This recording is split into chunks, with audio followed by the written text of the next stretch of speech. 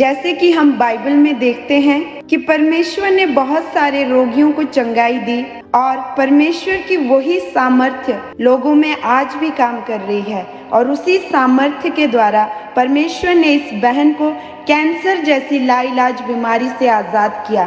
तो आइए हम सुनते हैं इस अद्भुत और अमेजिंग गवाही को। सबको जय मसीह की। मेरा नाम दीपिका है, ये मेरे हस्बैंड हैं, इनका नाम अजय है। हम हिमाचल प्रदेश धर्मशाला के रहने वाले हैं।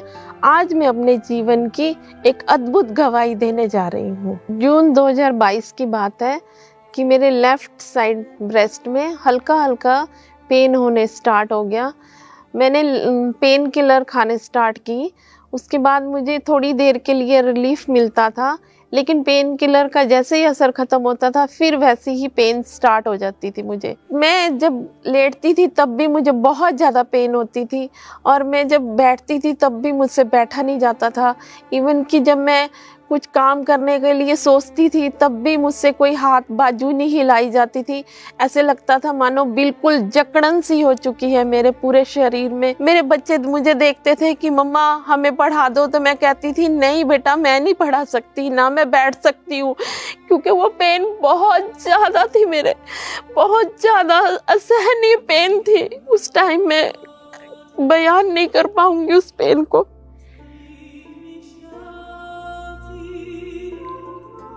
जब मैं रात को सोती थी तो मुझसे सोया नहीं जाता था, मैं फिर बैठ जाती थी, क्योंकि मुझसे इस साइड ना लेफ्ट साइड सोया जाता था, ना राइट साइड, ना पीठ के बल सोया जाता था। मेरी लेफ्ट साइड ब्रेस्ट में पस पड़ने स्टार्ट होगी और पस इतनी ज़्यादा बढ़ गई थी कि वो इतने बड़े गेंद से भी ज़्यादा आकार ले चुका था। एक दिन रात के 11 बजे मुझे बहुत ज़्यादा पेन हुई और मैंने अपने हस्बैंड से कहा कि मुझे सांस भी लेने में प्रॉब्लम हो रही है। तो मेरे हस्बैंड और बच्चे डर गए, मेरी मम्मा भी डर गए। फिर मैं अपनी वाइफ को सरकारी हॉस्पिटल पर लेकर गया रात के 11 बजे। वहाँ पे डॉक्टर अवेलेबल एक ही थे, जिन्होंने कहा कि आप मेडिकल टांडा मेडिकल में इन्हें ले जाइए और वहाँ पे इनका चेकअप करवाइए अच्छी तरीके से। जब मैं इनको दूसरे हॉस्पिटल लेकर गया, वहाँ पर डॉक्टर जी ने कुछ टेस्ट लिख दिए और टेस्ट करवाने के बाद उनके पास एक टेस्ट अवेलेबल नहीं था, मैमोग्राफी, और वो टेस्ट प्राइवेट हॉस्पिटल में मुझे करवाना था। जब मेरे हस्बैंड मुझे तीसरे हॉस्पिटल में लेकर गए तो मेरा मैमोग्राफी हुआ।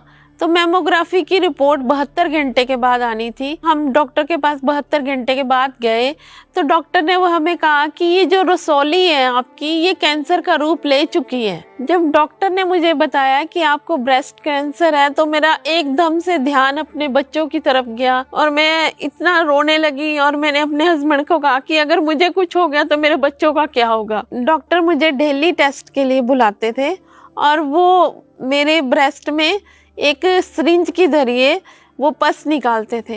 वो पस निकालने का प्रोसीजर इतना भयानक होता था कि वो पस मेरे जब निकालते, वो सिरिंज जब मेरे ब्रेस्ट में डालते थे तो मुझसे वो सहन नहीं होती थी। इतनी ज़्यादा पेन होती थी कि मैं अपने हस्बैंड का हाथ पकड़ती थी और ज़ोर से चिल्लाती थी कि ये प्रोसेस मेरे से सहन नहीं किया जाएगा रोज़ रोज़। तो डॉक्टर मुझे 3 दिन तक लगातार बुलाते रहे और 3 दिन तक वो रोज़ वही प्रोसीजर चलता। वो ब्रेस्ट में सिरिंज डालते, घुमा घुमा के वो ब्रेस्ट से मेरी बस निकालते। डॉक्टर ने मुझे ऑपरेशन के लिए कहा, लेकिन डॉक्टर ये गारंटी नहीं दे रहे थे कि ये ऑपरेट करने के बाद मैं ठीक हो जाऊंगी। तो मेरे हस्बैंड कहने लगे कि हम लोग घर चलते हैं, घर में जाके अपने बातचीत करके फिर दोबारा आते। तो डॉक्टर ने कहा कि आप सैटरडे को ही एडमिट हो जाओ, हम उसी दिन आपका ऑपरेट कर देंगे।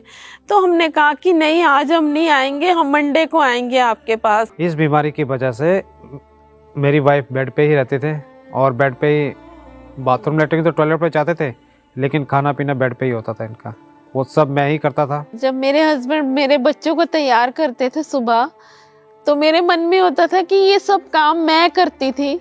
सुबह टिफ़िन बनाने, उनको तैयार करना। लेकिन आज मेरे हस्बैंड अकेले कर रहे हैं तो मैं रोती थी उनको देखकर। कई बार बच्चे कहते थे पापा आपने ये चपाती कैसी बनाई है, ये तो बिल्कुल अच्छी नहीं है, मम्मा बहुत अच्छी चपाती बनाती, आप बहुत गंदी चपाती बना रहे हो। तो ये कहते थे क्या करना बेटा, मम्मा बीमार है ना, इसलिए मम्मा आपके लिए खाना नहीं बना सकती। तो मेरे बच्चे भी परेशान होते थे और रोते थे। मेरा बड़ा बेटा बहुत ज्यादा फील करता था, मैं एक जिंदा लाश की तरह पड़ी रहती थी बेड पे, क्योंकि मुझसे कोई मूवमेंट नहीं होती थी, ना मैं खुद खड़ी हो सकती थी ना मैं खुद बैठ सकती थी, क्योंकि मैं पूरा शरीर जकड़ा हुआ था, ऐसे लगता था कि पत्थर की तरह हो चुकी हूँ मैं। मैंने अपने वाइफ को 3 डॉक्टरों के साथ इलाज करवाया लेकिन इन्हें कोई फर्क नहीं पड़ा। जब मैं इस बीमारी में थी तो मेरा उन दिनों में भी परमेश्वर पर पूरा भरोसा था। उस दौरान मैं खामरा चर्च से जुड़े हुए थे, तो हम जब YouTube में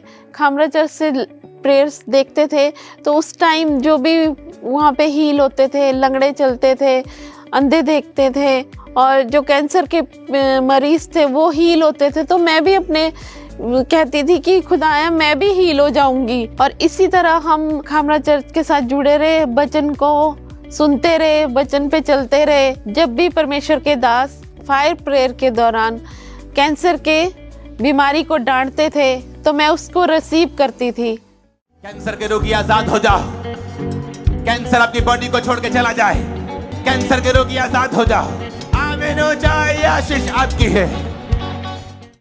और एनॉन्टिंग ऑयल मैं अप्लाई करती थी अपनी ब्रेस्ट पे। उसके बाद मैं दोबारा डॉक्टर के पास गई, उन्होंने चेकअप किया तो उन्होंने कहा कि अब आपको कोई कैंसर नहीं है, अब कोई दवाई खाने की ज़रूरत नहीं है आपको। अब मैं उस ब्रेस्ट कैंसर से बिल्कुल आज़ाद हूँ। अब मैं अपने बच्चों में बहुत खुश हूँ, अपने परिवार में बहुत खुश हूँ। जो काम मेरे हस्बैंड करते थे अब मैं फिर दोबारा से कर रही हूँ। जो मेरे पस निकलती थी, जो मेरी जकड़न थी, वो बिल्कुल ठीक है। मैं सभी बहन भाइयों से कहना चाहती हूँ जो कैंसर जैसे लाइलाज बीमारी से पीड़ित है, परमेश्वर हील करने वाला जिंदा परमेश्वर है हमारा। जब परमेश्वर के आगे कोई बीमारी नहीं ठहर सकती। मैं सभी बहन भाइयों से कहना चाहती हूँ कि जिंदा खुदा को जानिए। जैसे कि साल में 365 दिन होते हैं और बाइबल में 366 बार ये वचन लिखा है कि मत डर, मैं तेरे साथ हूँ। और इस वचन के द्वारा मुझे बहुत ही ज्यादा हौसला मिला, दिलेरी मिली।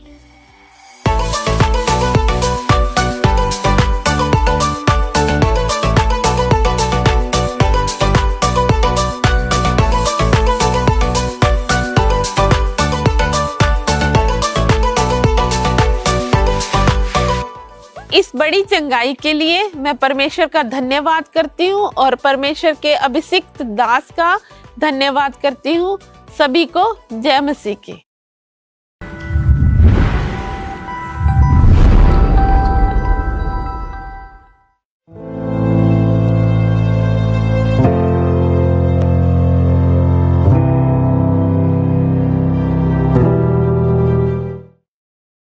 आइए देखते हैं कि कैसे परमेश्वर ने एक एएसआई के जीवन में काम किया और इनकी 15 सालों पुरानी शर्मिंदगी को खत्म करके इन्हें बच्चे के साथ आशीषित किया और इनके परिवार को खुशियों से भर दिया। तो आइए हम सुनते हैं इनकी अद्भुत गवाही को। सारे जय मसीह दी। मेरा नाम गुरप्रीत सिंह है, ये मेरे मिसिज ने, इन्हों का नाम रितू बाला है। असी लुधियाना शहर के रहने वाले हाँ। ਅੱਜ ਅਸੀਂ बहुत वड्डी अपनी जीवन की गवाही दसन जा रहे कि परमेश्वर ने किड्डा वड्डा काम साडी जिंदगी दे विच कीता। 17 जनवरी 2007 दे विच साडी मैरिज हुई। मैं अते मेरे मिसिज असीं बहुत खुशी और आनंद दे नाल अपनी जिंदगी नूं बतीत कर रहे सीगे और उही दे कुछ साल बाद असीं चाहिया भी साडे एक बच्चा होना चाहिदा है। जदों असीं बेबी लई ट्राई कीता ते मेरी मिसिज प्रैगनेंट नहीं हो रही सीगी। उस तो बाद असीं चाहिया भी असीं किसी डॉक्टर दे नाल कंसर्न करिए ਤੇ ਉਸ ਤੋਂ ਆਪਣਾ ਚੈੱਕਅਪ ਕਰਵਾਈਏ। ਫਿਰ ਅਸੀਂ ਲੁਧਿਆਣੇ ਦੇ ਇੱਕ ਬੈਸਟ ਗਾਇਨੋਕੋਲੋਜਿਸਟ ਡਾਕਟਰ ਦੇ ਕੋਲ ਗਏ ਅਤੇ ਉਹਨਾਂ ਨੇ ਇਹਨਾਂ ਨੂੰ ਮੈਡੀਸਨ ਖਾਣ ਨੂੰ ਦਿੱਤੀ। 2 ਮੰਥ ਦਵਾਈ ਖਾਣ ਤੋਂ ਬਾਅਦ ਵੀ ਮੇਰੀ ਮਿਸਿਸ ਨੂੰ ਪ੍ਰੈਗਨੈਂਸੀ ਨਹੀਂ ਹੋਈ। ਅਸੀਂ ਦੁਬਾਰਾ ਮੁੜ ਕੇ ਉਸੇ ਡਾਕਟਰ ਦੇ ਕੋਲ ਗਏ ਤੇ ਉਸਨੇ ਦੱਸਿਆ ਵੀ ਇਹਨਾਂ ਦੇ ਕੁਝ ਅਸੀਂ ਟੈਸਟ ਕਰਾਂਗੇ। ਜਦ ਇਹਨਾਂ ਦੇ ਟੈਸਟ ਕੀਤੇ ਗਏ ਤੇ ਇਹਨਾਂ ਦਾ ਟੈਸਟ ਬਿਲਕੁਲ ਨਾਰਮਲ ਸੀਗੇ और उन्होंने फिर डॉक्टर ने सुजैसट किया कि असीं हुण मेल टैसट जो कि एक आदमी का टैसट हुंदा है सेमन एनालिसिस का, ਔਰ ਉਸ ਨੂੰ ਟੈਸਟ ਨੂੰ ਮੇਰੇ ਨੂੰ ਇਹਨਾਂ ਨੇ ਕਰਨ ਦੇ ਲਈ ਆਖਿਆ। ਜਦੋਂ ਉਹਨਾਂ ਨੇ ਸਿਮਨ ਐਨਾਲਿਸਿਸ ਟੈਸਟ ਮੇਰਾ ਕੀਤਾ ਤਾਂ ਸਿਮਨ ਐਨਾਲਿਸਿਸ ਟੈਸਟ ਦੇ ਵਿੱਚ ਉਹਨਾਂ ਨੇ ਦੇਖਿਆ ਕਿ ਜਿਹੜੀ ਸ਼ੁਕਰਾਣੂਆਂ ਦੀ ਕਮੀ ਬਹੁਤ ਜ਼ਿਆਦਾ ਲੋ ਹੈ, ਬਿਲਕੁਲ ਸਪਰਮ ਨਿਲ ਦੇ ਬਰਾਬਰ ਸੀਗੇ। ਤੇ ਉਹਨਾਂ ਨੇ ਮੈਨੂੰ 3-4 ਮਹੀਨੇ ਦੀ 6 ਮਹੀਨੇ ਦੀ ਮੈਡੀਸਨ ਖਾਣ ਨੂੰ ਦਿੱਤੀ। ਉਸ ਤੋਂ ਬਾਅਦ 6 ਮਹੀਨੇ ਜਗ੍ਹਾ ਲਗਾਤਾਰ ਮੈਂ ਮੈਡੀਸਨ ਖਾਣ ਦੇ ਨਾਲ ਅਸੀਂ ਮਤਲਬ ਟਰਾਈ ਕਰਦੇ ਰਹੇ, ਪਰ ਮਿਸਿਸ ਮੇਰੀ ਫਿਰ ਵੀ ਪ੍ਰੈਗਨੈਂਟ ਨਹੀਂ ਹੋ ਪਾ ਰਹੇ ਸੀਗੇ। ਇਸੇ ਤਰ੍ਹਾਂ ਅਸੀਂ ਲਗਾਤਾਰ ਡਾਕਟਰ ਚੇਂਜ ਕਰੀ ਜਾ ਰਹੇ ਸੀਗੇ ਔਰ ਡਾਕਟਰਾਂ ਦੇ ਦੁਆਰਾ ਦਿੱਤੀ ਹੋਈ ਸਾਨੂੰ ਮੈਡੀਸਨ ਜੋ ਕਿ ਕਿਸੇ ਵੀ ਤਰੀਕੇ ਨਾਲ ਮੇਰੀ ਜੋ ਇਨਫਰਟੀਲਿਟੀ ਮੇਰੇ ਅੰਦਰ ਹੋ ਗਈ ਸੀ ਸਿਮਨ ਐਨਾਲਿਸਿਸ ਦੀ, ਉਸ ਦੇ ਵਿੱਚ ਇੰਪਰੂਵਮੈਂਟ ਨਹੀਂ ਹੋ ਰਹੀ ਸੀਗੀ। ਟਾਈਮ ਵੀ ਬਹੁਤ ਅੱਗੇ ਜਾਂਦਾ ਰਿਹਾ, ਟਾਈਮ ਸਾਲ ਬੀਤਦੇ ਰਹੇ ਔਰ ਬਹੁਤ ਸਾਰੇ ਡਾਕਟਰਾਂ ਨੂੰ ਅਸੀਂ ਚੇਂਜ ਕੀਤਾ। ਫਿਰ ਕਈਆਂ ਨੇ ਸਾਨੂੰ ਟਾਈਮ ਸਾਲ ਬੀਤਦੇ ਰਹੇ ਔਰ ਬਹੁਤ ਸਾਰੇ ਡਾਕਟਰਾਂ ਨੂੰ ਅਸੀਂ ਚੇਂਜ ਕੀਤਾ। ਫਿਰ ਕਈਆਂ ਨੇ ਸਾਨੂੰ ਦੇਸੀ ਮੈਡੀਸਨ ਵੀ ਖਾਣ ਲਈ ਕਹੀ। ਦੇਸੀ ਮੈਡੀਸਨ ਵੀ ਅਸੀਂ ਬਹੁਤ ਜ਼ਿਆਦਾ ਟਰਾਈ ਕੀਤੀ।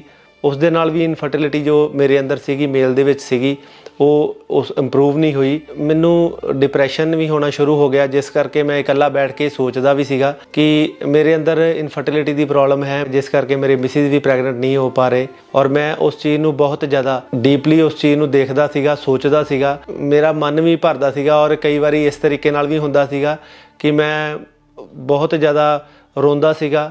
ਬਹੁਤ ਜ਼ਿਆਦਾ ਮੇਰਾ ਮਨ ਕਰਦਾ ਸੀ ਵੀ ਮੈਂ ਸੁਸਾਈਡ ਵੀ ਕਰ ਲਾਂ। ਫਾਈਨੈਂਸ਼ੀਅਲੀ ਤੌਰ ਦੇ ਉੱਤੇ ਅਸੀਂ ਸਟਰੋਂਗ ਸੀ ਕਿਉਂਕਿ ਮੇਰੇ ਮਿਸਿਸ ਵੀ ਜੋ ਟੀਚਿੰਗ ਦੀ ਜੌਬ ਕਰਦੇ ਹੈ ਅਤੇ ਮੈਂ ਵੀ ਪੰਜਾਬ ਪੁਲਿਸ ਦੇ ਵਿੱਚ ਜੌਬ ਕਰਦਾ ਹਾਂ। ਇਸ ਕਰਕੇ ਸਾਨੂੰ ਪੈਸੇ ਦੀ ਕੋਈ ਦਿੱਕਤ ਨਹੀਂ ਸੀਗੀ, ਪਰ ਬੱਚਾ ਨਾ ਹੋਣ ਕਰਕੇ ਫਿਰ ਵੀ ਸਾਡੀ ਲਾਈਫ ਡਿਸਟਰਬ ਹੋ ਰਹੀ ਸੀਗੀ। ਅਤੇ ਜਦੋਂ ਮੈਂ ਆਪਣੀ ਜੌਬ ਤੇ ਜਾਣਾ ਤੇ ਮੇਰੇ ਨਾਲ ਦੇ ਕੁਲੀਗਸ ਨੇ ਪੁੱਛਣਾ ਮੈਨੂੰ ਵੀ ਤੁਹਾਡੇ ਬੱਚੇ ਕਿੱਦਾਂ, ਠੀਕ ਨੇ ਸਾਰੇ ਬੱਚੇ? ਤੇ ਉਹਨਾਂ ਨੂੰ ਮੈਂ ਝੂਠ ਹੀ ਬੋਲ ਦੇਣਾ ਕਿ ਹਾਂ ਮੇਰੇ ਬੱਚੇ ਠੀਕ ਨੇ। ਬੱਚਾ ਨਾ ਹੋਣ ਕਰਕੇ ਸਾਡੀ ਲਾਈਫ ਬਹੁਤ ਜ਼ਿਆਦਾ ਡਿਸਟਰਬ ਸੀ। ਮੈਂ ਟੀਚਿੰਗ ਲਾਈਨ ਦੇ ਵਿੱਚ ਕੰਮ ਕਰਦੀ ਹਾਂ ਔਰ ਮੇਰੇ ਕੁਲੀਗ ਸਾਰੇ ਮੈਨੂੰ ਪੁੱਛਦੇ ਸੀ ਰਿਤੂ ਮੈਮ ਤੁਹਾਡੇ ਕਿੰਨੇ ਬੱਚੇ ਨੇ? ਔਰ ਮੈਂ ਉਹਨਾਂ ਨੂੰ ਕਹਿੰਦੀ ਸੀ ਮੇਰਾ ਇੱਕ ਬੇਟਾ ਹੈ। ਔਰ ਮੈਂ ਉਸ ਟਾਈਮ ਤੇ ਬਹੁਤ ਦੁਖੀ ਹੁੰਦੀ ਸੀ ਕਿ ਮੈਂ ਕਿੰਨਾ ਵੱਡਾ ਝੂਠ ਬੋਲ ਰਹੀ ਹਾਂ। ਉਹ ਮੈਨੂੰ ਪੁੱਛਦੇ ਸੀ ਕਿਹੜੀ ਕਲਾਸ ਵਿੱਚ ਹੈ, ਮੈਂ ਦੱਸਦੀ ਸੀ ਫਸਟ ਵਿੱਚ, ਸੈਕਿੰਡ ਵਿੱਚ। ਔਰ ਜਦੋਂ ਵੀ ਕਿਤੇ ਮੈਰਿਜ ਦੇ ਲਈ ਉਹ ਬੁਲਾਉਂਦੇ ਸੀ ਜਾਂ ਘਰ ਵਿੱਚ ਕੋਈ ਉਹਨਾਂ ਦੇ ਪਰਸਨਲ ਫੰਕਸ਼ਨ ਹੁੰਦਾ ਸੀ ਤਾਂ ਸਭ ਟੀਚਰਸ ਆਪਣੇ ਬੱਚੇ ਲੈ ਕੇ ਆਉਂਦੇ ਸੀ। ਮੈਂ ਆਪਣਾ ਬੱਚਾ ਲੈ ਕੇ ਨਹੀਂ ਜਾਂਦੀ ਸੀ। ਉਹ ਮੈਨੂੰ ਕਹਿੰਦੇ ਸੀ ਕਿ ਤੁਸੀਂ ਆਪਣਾ ਬੱਚਾ ਕਿਉਂ ਨਹੀਂ ਲੈ ਕੇ ਆਉਂਦੇ? ਮੈਂ ਕਹਿੰਦੀ ਸੀ ਕਿ ਮੇਰਾ ਬੱਚਾ ਸੁੱਤਾ ਹੋਇਆ ਸੀ, ਉਹ ਦਾਦੀ ਕੋਲ ਹੈ। ਜਦੋਂ ਅਸੀਂ ਕਦੀ ਮਾਰਕੀਟ ਜਾਂਦੇ ਸੀ ਜਾਂ ਅਸੀਂ ਕਿਤੇ ਘੁੰਮਣ ਜਾਂਦੇ ਸੀ ਤਾਂ ਲੋਕ ਆਪਣੇ ਬੱਚਿਆਂ ਦੇ ਨਾਲ ਇੰਜੋਏ ਕਰਦੇ ਸੀ ਤਾਂ ਸਾਡਾ ਦਿਲ ਕਰਦਾ ਸੀ, ਅਸੀਂ ਦੋਨੋਂ ਹਸਬੈਂਡ ਵਾਈਫ ਆਪਸ ਵਿੱਚ ਗੱਲ ਕਰਦੇ ਸੀ ਕਿ ਸਾਡਾ ਵੀ ਬੇਬੀ ਹੋਏਗਾ, ਅਸੀਂ ਵੀ ਇੱਦਾਂ ਹੀ ਕੱਪੜੇ ਖਰੀਦ ਕੇ ਦੇਵਾਂਗੇ। ਮੈਂ ਰਾਤ ਨੂੰ ਬਹੁਤ ਜ਼ਿਆਦਾ ਲੇਟ, ਜਿੱਦਣ ਮੈਨੂੰ ਰੈਸਟ ਵੀ ਹੋਣੀ ਉਸ ਦਿਨ ਵੀ ਮੈਂ ਘਰੋਂ ਬਾਹਰ ਹੀ ਰਹਿਣਾ ਔਰ ਮੈਂ ਬਹੁਤ ਜ਼ਿਆਦਾ ਪਰੇਸ਼ਾਨ ਰਹਿਣਾ, ਜਿਸ ਕਰਕੇ ਸਾਡੀ ਮੈਰਿਡ ਲਾਈਫ ਵੀ ਡਿਸਟਰਬ ਹੋਣਾ ਸ਼ੁਰੂ ਹੋ ਗਈ ਔਰ ਜਿਸ ਦੇ ਵਿੱਚ ਮੈਨੂੰ ਇਹ ਚੀਜ਼ ਮਹਿਸੂਸ ਹੋਣੀ ਸ਼ੁਰੂ ਹੋ ਗਈ ਔਰ ਮੈਂ ਚਾਹੁੰਦਾ ਸੀਗਾ ਕਿ ਆਪਣੀ ਪਤਨੀ ਦੇ ਨਾਲ ਡਿਵੋਰਸ ਲੈ ਲਾਂ, ਮੈਨੂੰ ਛੱਡ ਦੇ, ਕਿ ਮੇਰੇ ਕਰਕੇ ਇਹ ਵੀ ਮਾਂ ਨਹੀਂ ਬਣ ਪਾ ਰਹੇ, ਇਹ ਵੀ ਪ੍ਰੈਗਨੈਂਟ ਨਹੀਂ ਹੋ ਪਾ ਰਹੇ। ਇੱਕ ਟਾਈਮ ਲਾਈਫ ਦੇ ਵਿੱਚ ਮੇਰੇ ਇਸ ਤਰੀਕੇ ਨਾਲ ਵੀ ਮੈਨੂੰ ਫੀਲ ਹੁੰਦਾ ਸੀ ਕਿ ਕਦੀ ਮੈਂ ਫਾਦਰ ਬਣ ਪਾਵਾਂਗਾ, ਕਿ ਕੋਈ ਮੈਨੂੰ ਬੱਚਾ ਮੈਨੂੰ ਪਾਪਾ ਕਹੇਗਾ ਜਾਂ ਮੇਰੀ ਮਿਸਿਸ ਨੂੰ ਮੰਮਾ ਕਹੇਗਾ। ਜਦੋਂ ਸਾਨੂੰ ਬੇਬੀ ਨਹੀਂ ਹੋ ਰਿਹਾ ਸੀਗਾ ਤੇ ਮਨ ਵੀ ਬਹੁਤ ਸਾਡਾ ਚਿੜਨਾ ਤੇ ਅਸੀਂ ਇੱਕ ਦੂਸਰੇ ਨਾਲ ਕਈ ਵਾਰੀ ਸਾਨੂੰ ਖਿਝ ਆਉਣੀ ਇੱਕ ਦੂਸਰੇ ਤੋਂ, ਕਈ ਵਾਰੀ ਅਸੀਂ ਇਕੱਠੇ ਵੀ ਬੈਠਣਾ ਤੇ ਰੋਣਾ, ਇੱਕ ਦੂਸਰੇ ਦੇ ਗੱਲ ਲੱਗ ਕੇ ਵੀ ਰੋਣਾ ਸੀ। ਇਸੇ ਤਰੀਕੇ ਨਾਲ ਲਗਾਤਾਰ ਸਾਡੀ ਲਾਈਫ ਜੋ ਹੈ ਬੀਤਦੀ ਜਾ ਰਹੀ। 1 ਸਾਲ ਹੋ ਗਿਆ, 2 3 5 7 10 12 15 ਸਾਲ ਸਾਡੀ ਲਾਈਫ ਦੇ ਜੋ ਬੀਤ ਚੁੱਕੇ ਸੀਗੇ ਔਰ ਮੇਰੀ ਇਹਨਾਂ 15 ਸਾਲਾਂ ਦੇ ਵਿੱਚ ਇੱਕ ਵਾਰ ਵੀ ਮੇਰੀ ਮਿਸਿਸ ਜੋ ਹੈ ਉਹ ਪ੍ਰੈਗਨੈਂਟ ਨਹੀਂ ਹੋਏ ਸੀਗੇ। ਜਦੋਂ ਅਸੀਂ ਆਪਣੀ ਲਾਈਫ ਵਿੱਚ ਬਹੁਤ ਜ਼ਿਆਦਾ ਟੁੱਟ ਚੁੱਕੇ ਸੀ ਤਾਂ ਮੇਰੀ ਇੱਕ ਫਰੈਂਡ ਨੇ ਮੈਨੂੰ ਖਾਮਰਾ ਚਰਚ ਬਾਰੇ ਦੱਸਿਆ ਕਿ ਪਰਮੇਸ਼ਰ ਬਹੁਤ ਵੱਡੇ ਕੰਮ ਕਰਦਾ ਹੈ। ਫਿਰ ਉਹਨਾਂ ਨੇ ਮੈਨੂੰ ਖਾਮਰਾ ਚਰਚ ਦਾ ਇੱਕ ਲਿੰਕ ਸੈਂਡ ਕੀਤਾ। ਫਿਰ ਮੈਂ ਉਸ ਲਿੰਕ ਨੂੰ ਓਪਨ ਕੀਤਾ ਤਾਂ ਪਰਮੇਸ਼ਰ ਦੇ ਦਾਸ ਬਹੁਤ ਲੋਕਾਂ ਦੇ ਲਈ ਬਲੈਸਿੰਗ ਨੂੰ ਮੰਗ ਰਹੇ ਸੀ। ਜਿਨ੍ਹਾਂ ਕੋ ਬੇਬੀ ਨਹੀਂ ਹੈ ਉਹਨਾਂ ਦੇ ਲਈ ਪ੍ਰਾਰਥਨਾ ਕਰ ਰਹੇ ਸੀ, ਜਿਨ੍ਹਾਂ ਦੇ ਅੰਦਰ ਦੁਸ਼ਟ ਆਤਮਾ ਉਹਨਾਂ ਨੂੰ ਕੱਢ ਰਹੇ ਸੀ। ਜਦੋਂ ਮੈਂ ਪਹਿਲੇ ਦਿਨ ਖਾਮਰਾ ਚਰਚ ਦੀ ਮੀਟਿੰਗ ਨੂੰ ਦੇਖਿਆ ਤਾਂ ਉਸ ਦਿਨ ਮੇਰੇ ਜ਼ਿੰਦਗੀ ਦੇ ਵਿੱਚ ਖੁਦਾਵੰਦ ਨੇ ਇਸ ਚੀਜ਼ ਨੂੰ ਦੱਸਿਆ ਕਿ ਸੱਚਮੁੱਚ ਪਰਮੇਸ਼ਰ ਜਿੰਦਾ ਖੁਦਾ ਹੈ, ਉਸ ਜਗ੍ਹਾ ਤੇ ਮਿਰਾਕਲ ਕਰ ਰਿਹਾ ਹੈ, ਉਹ ਮੇਰੀ ਜ਼ਿੰਦਗੀ ਵਿੱਚ ਵੀ ਜ਼ਰੂਰ ਕਰੇਗਾ। ਇਸੇ ਤਰੀਕੇ ਨਾਲ ਮੇਰੇ ਮਿਸਿਸ ਲਗਾਤਾਰ ਖਾਮਰਾ ਚਰਚ ਦੇ ਵਿੱਚ ਉਹਨਾਂ ਨੇ ਆਉਣਾ ਸ਼ੁਰੂ ਕਰ ਦਿੱਤਾ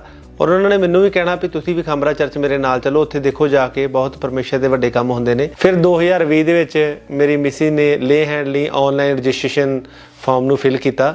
20 ਦਸੰਬਰ 2020 ਦੇ ਵਿੱਚ ਸਾਡੀ ਲੇ ਹੈਂਡ ਦੀ ਵਾਰੀ ਸੀਗੀ। ਉਸ ਦਿਨ ਮੈਂ ਪਹਿਲੀ ਵਾਰੀ ਆਪਣੀ ਵਾਈਫ ਦੇ ਨਾਲ ਖਾਮਰਾ ਚਰਚ ਸੋਲੂਸ਼ਨ ਗਰਾਊਂਡ ਦੇ ਵਿੱਚ ਆਇਆ। ਜਦੋਂ ਸਾਡੀ ਲੇ ਹੈਂਡ ਦੀ ਵਾਰੀ ਆਈ ਔਰ ਜਦੋਂ ਮੈਨ ਆਫ ਗॉड ਪਰਮੇਸ਼ਰ ਦੇ ਅਭਿਸ਼ਿਕਤ ਦਾਸ ਪਾਸਟਰ ਅੰਕਲ ਯੂਸਫ ਨੂਡਲਾ ਜੀ ਨੇ ਮੇਰੇ ਉੱਤੇ ਲੇ ਹੈਂਡ ਪ੍ਰੇਅਰ ਕੀਤੀ। सबसे साढ़े कर कुदरत तेरी कमाल है, जलाल है, जलाल है। ਜਦੋਂ ਪਰਮੇਸ਼ਰ ਦੇ ਅਭਿਸ਼ੇਕਤ ਦਾਸ ਨੇ ਸਾਡੇ ਉੱਤੇ ਹੱਥ ਰੱਖ ਕੇ ਪ੍ਰੇਅਰ ਕੀਤੀ ਤੇ ਅਸੀਂ ਪਰਮੇਸ਼ਰ ਦੀ ਦਇਆ ਨਾਲ ਪੂਰੀ ਸਾਮਰਥ ਨਾਲ ਭਰ ਗਏ ਔਰ ਮੈਨੂੰ ਵੀ ਇਸ ਚੀਜ਼ ਦੀ ਹੋਪ ਹੋ ਗਈ ਕਿ ਹੁਣ ਪਰਮੇਸ਼ਰ ਸਾਡੀ ਜ਼ਿੰਦਗੀ ਦੇ ਵਿੱਚ ਸੱਚਮੁੱਚ ਖੁਦਾਵੰਦ ਇੱਕ ਕੋਈ ਅਦਭੁਤ ਮਿਰੇਕਲ ਸਾਡੀ ਲਾਈਫ ਦੇ ਵਿੱਚ ਕਰਨ ਜਾ ਰਿਹਾ ਹੈ। ਜਦੋਂ ਪਰਮੇਸ਼ਰ ਦੇ ਅਭਿਸ਼ੇਕਤ ਦਾਸ ਨੇ ਸਾਡੇ ਉੱਤੇ ਲੇ ਹੈਂਡ ਪ੍ਰਾਰਥਨਾ ਕੀਤੀ ਔਰ ਉਸ ਦੇ ਕੁਝ ਮਹੀਨਿਆਂ ਬਾਅਦ ਹੀ ਮੇਰੇ ਮਿਸਿਸ ਜੋ ਸੀਗੇ ਉਹ ਪ੍ਰੈਗਨੈਂਟ ਸੀਗੇ। ਜਦੋਂ ਮੈਂ 15 ਸਾਲਾਂ ਬਾਅਦ ਫਸਟ ਟਾਈਮ ਪ੍ਰੈਗਨੈਂਟ ਹੋਈ ਤਾਂ ਮੇਰੀ ਜ਼ਿੰਦਗੀ ਵਿੱਚ ਕੋਈ ਖੁਸ਼ੀ ਦਾ ਟਿਕਾਣਾ ਨਹੀਂ ਸੀ ਔਰ ਮੇਰੇ ਹਸਬੈਂਡ ਬਹੁਤ ਖੁਸ਼ ਸੀ।